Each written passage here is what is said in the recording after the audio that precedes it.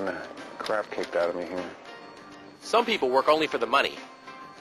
Others do what they love most and manage to get paid for it. Do you mind not interrupting me when I'm working? Stuart Copeland is in the second group. He's been making music all his life, first as a co-founder and drummer of the Police, then as a composer for films such as Rumblefish, Highlander 2, and Wall Street. Now he's writing the music for Spyro the Dragon, his first video game project. What makes composing for video games fun? How does he do it, and why does he like it? PlayStation Underground visited his small, unmarked studio in Hollywood, where he showed us some secrets. Good, you have sound. Step one is to beat the level. Now, for a 10-year-old kid, this is no problem. But for me, I have to beat the level and figure out the jumping, and I kind of navigate my way through the levels. In the very early stage, it's a lot of fun because I find a level that I can beat and get an attitude for it, and then create a piece of music for it. But then as the game progresses and I start getting to some of the more difficult levels and I'm stumped immediately, I've got to beat this bad guy before I can stay on that level for long enough to write a piece of music for it. So I have to learn how to beat all the bad guys. And if I was having to pay for my helpline, I'd be running up a huge tab here.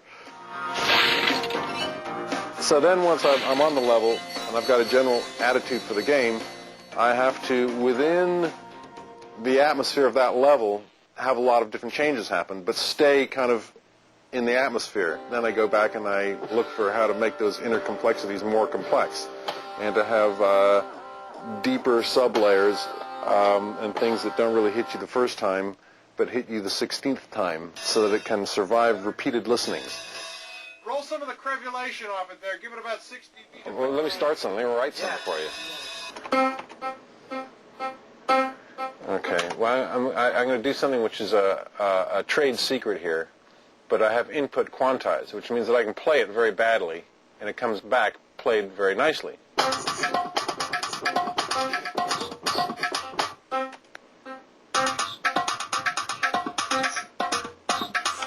I can loop those two bars there, so it'll just go around and around and around those two bars.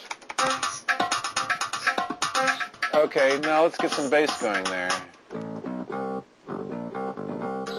Okay, there's a bass line. Now let's get some drums happening.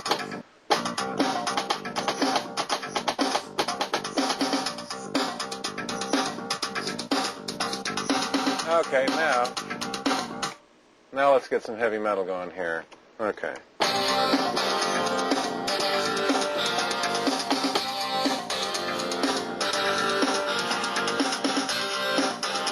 They pay me for this. And then, of course, you can get into all the cool stuff like, okay, and copy the bass part onto other instruments to kind of thicken it up. And then I add scary stuff to, add to it in various different ways. Where is that?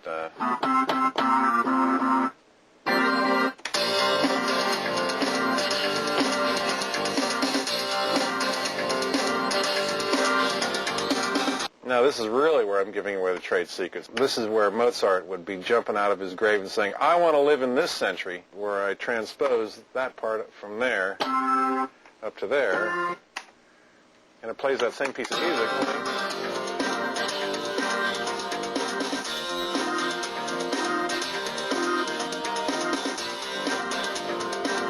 So I've just done a whole transition there, took all those instruments and moved them up that much. Looks like fun, doesn't it? In his career, Stuart has both performed music and composed it. We wondered which is more fun. When I play music, I have the instrument in my hand and I don't think, and my hands do the walking. And it's a bodily function. It is instinctive, it just happens. Composing all happens in the mind, and my body is an inert, dead fish. Somebody once asked Stravinsky, what's the great moment of Mozart? Is it when the audience lights up into your music, or is it the reviews? He said, no. The best moment is when you find that note you're looking for, and you get that chord, which leads to that chord, and you've got this under thing happening there, which pays off right here. At the same time, set it, and you crack it, and you've got it. It goes there, and it does it. That's it, and it's downhill from there.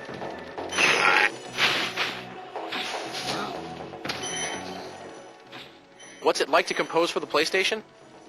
The Sony PlayStation has room for high-quality music that has full bandwidth. It's the same as you get from a CD, whereas the other platforms has very thin bandwidth. And the thinness of the bandwidth puts an imposition on the composer where he has to create sounds that'll fit within that. On these CD-ROM games, there's so much space. I don't have to worry. I can load up full symphonic sounds there. In fact, I have. In this game, I've got whole orchestra sounds that I recorded in Utah.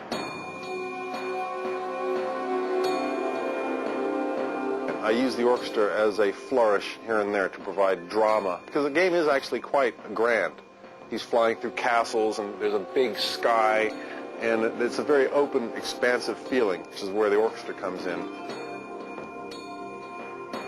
But for the energy, jeopardy, I've got raging rock guitars and drums and pounding rhythms.